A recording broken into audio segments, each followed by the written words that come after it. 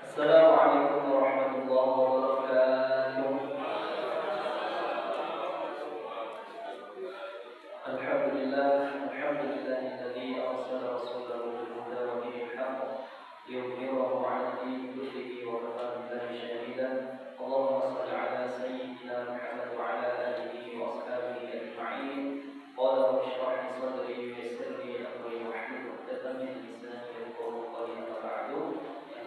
Dengan pengurus takmir, beserta musyawarah, beserta seluruh jamaah yang insyaallah dirahmati oleh Allah. Pokoknya, amin ya. Didoakan semoga kita semuanya dirahmati oleh Allah. Amin Allahumma amin. Bapak Ibu sekalian, insyaallah kita akan terkait Ramadan ini. Mungkin bisa dijawab, kenapa Ramadan itu ya, di antara 12 bulan itu dimuliakan oleh Allah? Halo, jemaah. Oh jemaah. Alhamdulillah, Ramadan itu kalau kita hitung di kalender Hijriah, dalam setahun itu ada berapa? 12 bulan, termasuk bulan Masehi. Nah, Allah pilih Ramadan itu sebagai bulan puasa. Pertanyaannya, kenapa Ramadan dipilih sebagai bulan puasa? Halo? Ada yang bisa jawab? Nanti biasanya dia Pak Amir. Bapak Ibu sekalian, jadi Ramadan itu salah satu bulan yang mulia karena di dalamnya turun. Insya Allah ini semuanya kita paham. Semuanya kita tahu bahwasanya Ramadan itu mulia karena adanya Al-Quran. Kalau kita lebih jauh ya, yang menerima Al-Quran siapa? Halo, Rasulullah Muhammad SAW. Beliau juga mulia karena beliau mendapat wahyu berupa Al-Quran yang masih bisa kita rasakan sampai saat ini. Bapak Ibu sekalian, wahyu atau mukjizat yang lain yang Allah berikan kepada Nabi dan Rasul selain Rasulullah Muhammad yang sebelumnya tadi itu yang masih kita dari 25 itu, semuanya hanya terjadi pada masa itu. Seandainya Pak Huda, nah Pak Huda itu belum tongkatnya Nabi Musa. Kira-kira nih tongkatnya dipukulkan di lautan, kira-kira waktu bisa terbelah. Ya, artinya wahyu yang Allah berikan kepada Nabi dan Rasul terdahulu itu sifatnya bisa dirasakan saat itu saja. Berbeda dengan Al-Quran yang Allah turunkan kepada Rasulullah Muhammad SAW sampai saat ini masih bisa kita rasakan. Dan satu-satunya yang nanti telah menghantarkan kita mendapatkan syafaat, yaitu syafaatnya Al-Quran. Jadi syafaat itu cuma dua. Syafaat dari Rasulullah dan syafaatnya kita lanjutkan. Kemudian kita semuanya tahu malaikat itu jumlahnya tak terbatas, akan digambarkan seperti tetesan air hujan. Kesemuanya itu ya hanya ada satu malaikat yang paling dimuliakan Allah. Siapa itu? Halo, biasanya anaknya itu jawab. Siapa? Halo? Jibril. Malaikat Jibril jadikan malaikat paling mulia di antara para malaikat yang lain, yang jumlahnya tak terbatas. Kenapa?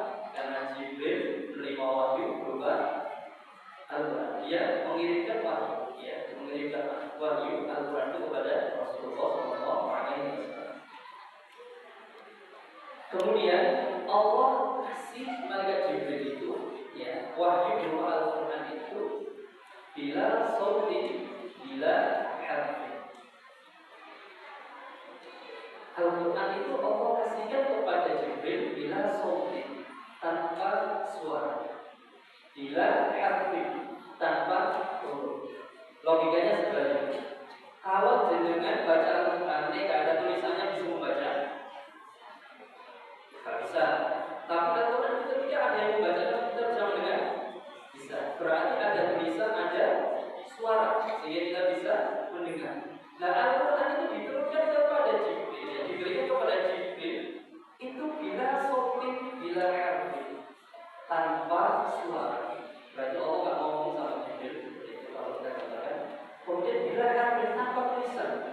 Sebagaimana wali terdahulu, contoh Nabi Musa, Allah kasih kitab Taurat. Taurat itu berupa tulisan. Sedangkan Al-Quran dikasihkan Allah kepada Jibril tanpa keduanya, tanpa bunyi-bunyian, tanpa suara, kemudian tanpa huruf. Ada yang bisa menggambarkan seperti apa ya? Halo, halo, jamaah, ibu-ibu, kadang-kadang bisa menjawab. Dengan apa kira-kira? Gambaran sederhananya ini. Gambar ini saya terima dari guru saya. Beliau mengatakan bahwasanya gambaran ini bisa kita temui, kita jumpai melalui peristiwa Nabi Musa alaihissalam. Nabi Musa menerima Taurat itu sebelum beliau berangkat, beliau mengajak beberapa kaumnya jalan menuju ke Bukit Sinai selama 40 malam itu digambarkan di Al-Baqarah. Nah, kemudian ketika mengajak pengikutnya ini, dia Bani Israil ini banyak yang protes. Hei Musa, kamu ngajak kita ke sana, kira-kira kita ini bisa tahu nggak kamu ngomong apa sama Allah? Ya, dalam menggambarkan wakil dalam Allah Musa tadi, Nabi Musa itu salah satu nabi yang ngomong langsung kepada Allah. Nah, mereka itu ingin tahu percakapannya Nabi Musa dengan Allah. Akhirnya Nabi Musa meminta kepada Allah agar mereka diperkenankan mendengar percakapannya. Singkat cerita, saat terjadi percakapan Nabi Musa dengan Allah, betul mereka ini mempunyai tak. Kira-kira mendengarnya lewat apa? Halo, mendengarnya lewat apa?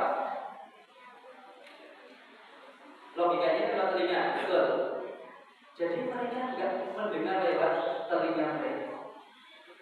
Tetapi ada di antara mereka yang mendengar percakapannya dengan Allah itu lewat kukunya, ada yang lewat hidungnya, ada yang lewat alisnya dan anggota tubuh yang lainnya.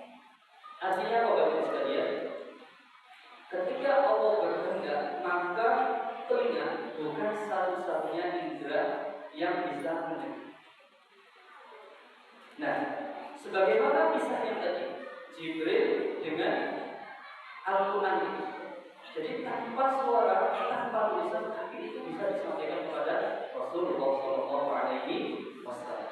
Oleh karenanya, setiap segala apapun yang bersentuhan dengan Al-Quran pasti mulia. Allah jamin.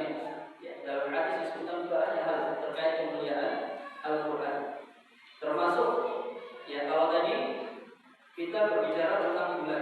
Bulan ini mulia karena turunnya Al-Quran, betul ya? Rasulullah mulia karena beliau menerima wahyu berupa Al-Quran. Malaikat Jibril jadikan malaikat termulia karena Al-Quran. Bahkan nanti di 10 terakhir ada malam Lailatul Qadar yang nilainya lebih baik daripada beribadah selama 1000 bulan. Karena apa? Karena malam itu turunnya Al-Quran. Bagaimana yang disebutnya dalam surat Al-Qadar. Gak hanya itu bagus sekali. Kota yang ada di dunia ini yang menurut jenengan paling mulia itu kota apa? Kota Makkah dan Madinah. Itu dijadikan dua kota yang mulia karena apa? Karena di dua kota inilah Al-Quran itu diturunkan. Oleh karenanya, ayo di bulan Ramadan ini, ya di bulan Ramadan ini kita semuanya senantiasa dekat dengan Al-Quran. Insya Allah di masjid-masjid itu banyak sekali ya halakoh atau perkumpulan untuk tadarus Al-Quran. Mari kita jadi bagian di dalamnya. Karena apa? Rugi Bapak Ibu sekalian. Kalau di Ramadan ini kita tidak membaca Al-Quran, lebih-lebih rugi kalau kita tidak bisa sampai menghafalkan Al-Quran sebenarnya sekali. Kenapa kok bisa seperti itu? Ya karena Allah kasih keutamaan Al-Quran ini dibanding bulan-bulan yang lain itu lebih-lebihnya di bulan Ramadan ini. Sehingga mari kita tangkap peluang untuk kita bisa bertadabur Al-Quran. Kita mentadaburi ayat-ayat Al-Quran. Oleh itu sekalian, semoga apa yang kita sampaikan di sini senantiasa menjadi motivasi untuk kita bersama. Mari kita hiasi kehidupan kita dengan Al-Quran. Sekali lagi,